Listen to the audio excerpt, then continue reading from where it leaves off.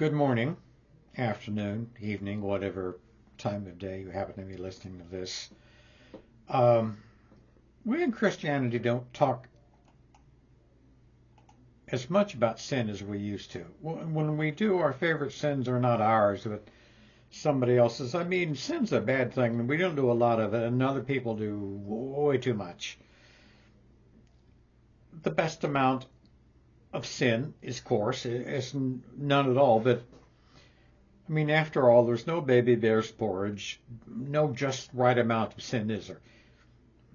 And here's a couple of things that illustrate my rather juvenile understanding of what sin was when I was younger.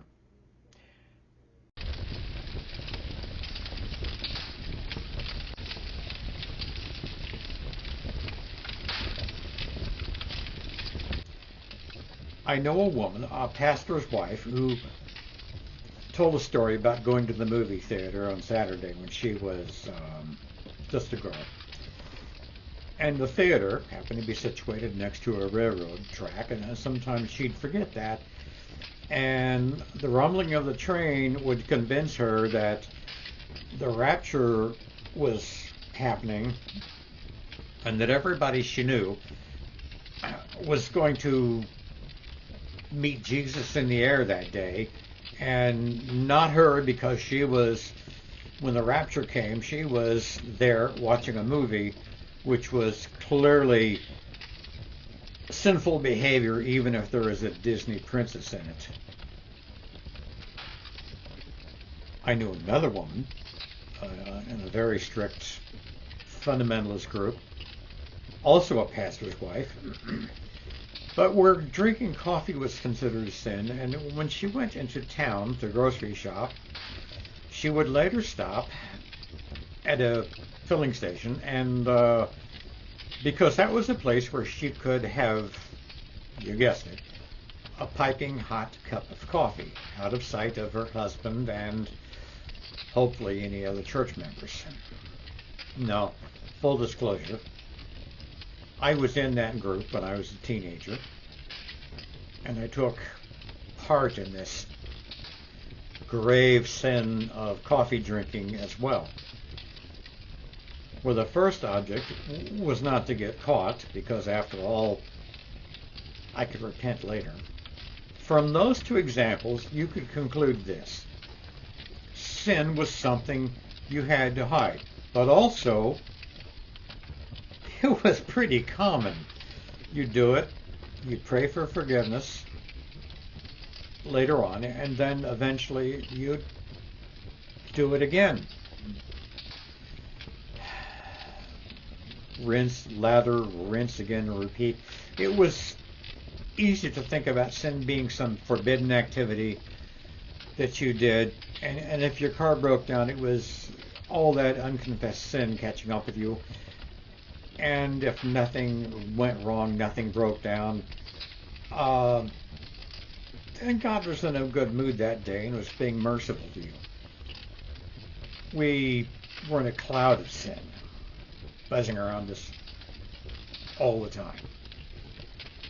And sometimes we didn't think about it at all, and other times, after a particularly fiery message at church, we thought about nothing else. Here's a conclusion I've come to as an adult. It wasn't how much or how little we thought about sin, as that we were thinking about it all wrong. Sin made you feel guilty, and there were those of us who didn't like that feeling, so we fessed up.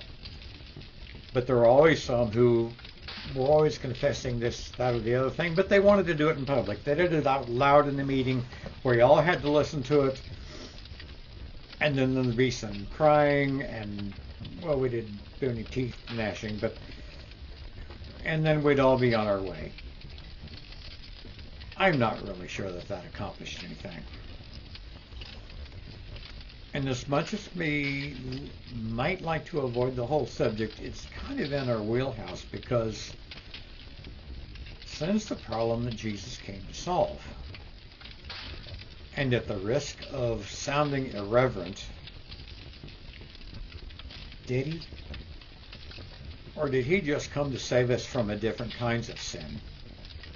And the reason I say that, the different kinds of sin, in the tiny sliver of time where Jesus stepped into history, some 1,500 years after the Ten Commandments, were first given to the Hebrews, the 10 that told us about the big sins: murder, adultery, stealing, and so on and so forth. The Jewish religious industrial complex had seen fit to add over 600 new ones, for a grand total of 613. Some of them expounding on the Big Ten. They practically invented nitpicking. A Jew could barely walk out the doors in those days without committing 2 or 3 sins. 613 laws. Who could remember all that? And then say if you touched the carcass of an unclean wild animal, as one might, and trim the sides of her beard, or you'd have to make an offering of some completely innocent animal, say a goat or a sheep, though maybe you can get by with a turtle dove or pigeon for the beard thing.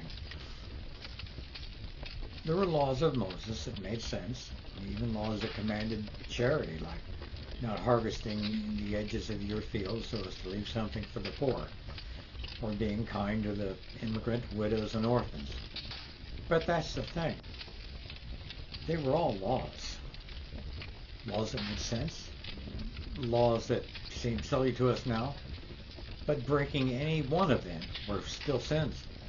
Laws that had no moral component at all, like wearing clothes made of both wool and linen, right next to the command not to put a stumbling block in the way of the blind. This was the world that Jesus was born into. So was it possible? That's what Jesus was up to in saving mankind from their sins. This is my favorite verse. It's a short one, so relax. This is Jesus speaking to the Pharisees. You pay tithes of mint and dill and cumin, but you have overlooked the weightier demands of the law: justice, mercy, and good faith. It's Matthew 23:23. Mint and dill and cumin were tiny aromatic herbs used in cooking, and religious leaders were very careful about that kind of thing. Justice, mercy, and faith. Those were parts of the law that Jesus saw as more important. The religious leaders of that day didn't seem to get that, but Jesus, well, he got it. So isn't it likely that that's the sin he came to put an end to? Because it didn't really warrant forgiveness to begin with. In 1973, psychiatrist Carl Menninger wrote a book called Whatever Became of Sin, which raised the question, are we just finding ways of excusing and rationalizing evil, overlooking personal accountability? And if we stop using the word sin and attribute all of our shortcomings to mental illness or trauma or upbringing, are we on the verge of excusing all of our actions as nothing more than biochemistry we had no control over? Now, we're about 50 years past the publishing of that book, but it still raises a valid point, as well as having made an uncannily accurate prediction of where we are. Menninger, both a psychiatrist and a lifelong Presbyterian, could look at these issues from the 2 worlds that he lived in, one of faith and one that was secular. And he's asking a question I think is worth consideration. What about accountability? Now, Jesus held the religious leaders of that day accountable for their sin version of Trivial Pursuit, but also the woman taken in adultery for hers. He forgave the woman, but not the Pharisees, which infuriated them, of course, just as Jesus knew that it would. It's estimated that 30 to 60% of our behavior is based in heredity. And having reviewed the famous identical twins Rooter Park study by the University of Minnesota, that seems about right to me. This study where siblings who didn't meet until later in life were raised by different families in different parts of the country who shared nothing in common, but their identical DNA showed remarkable similarities in life events and behavior. Having looked at all that, the inescapable conclusion is that you and I are often living out our DNA without knowing it. Our behavior sometimes guided by forces we can't see or understand. Now, you may be thinking this. So, we should excuse serial killers and pedophiles because they're just being themselves? No, they're still right and wrong. They're still good and evil. And that's why we have laws, because we decided that some things are okay and other things aren't. But our civil laws, a person can do all manner of immoral and unethical things and still not break the law or face any kind of consequences. So, in a way, we need sin. It gives us a way of talking and thinking about these things. Life is serious and requires some serious thought. Part of that serious thought is, what is sin? It's not drinking coffee or going to movies, and it's certainly not wearing two different kinds of fabric. Sin is making a conscious decision, a choice to do something wrong. Great passion or anxiety or depression shields us from the reality at times. It's like driving with the sun in your eyes. We can make decisions that 10 minutes later we know are wrong. The wrong choice. It's complicated, this business of being human. And if you're in the midst of religious deconstruction, or even considering it, you're a serious person. You're not going to settle for the easy answer. You're going to keep asking questions, and that's not a sin.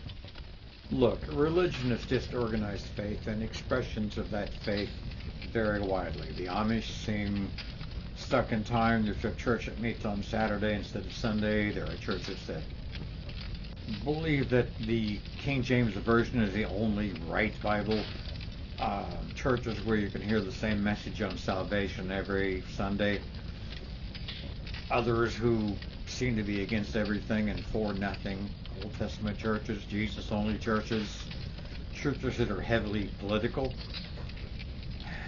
But even a blind sow finds an acorn now and then. So, well, these churches can be right and wrong at the same time, but out of balance, like a teeter-totter with a bowling ball on one end and a ping-pong ball on the other. Okay, that's it for today. Thank you for watching and listening, but I don't want to wear my welcome, so till next time.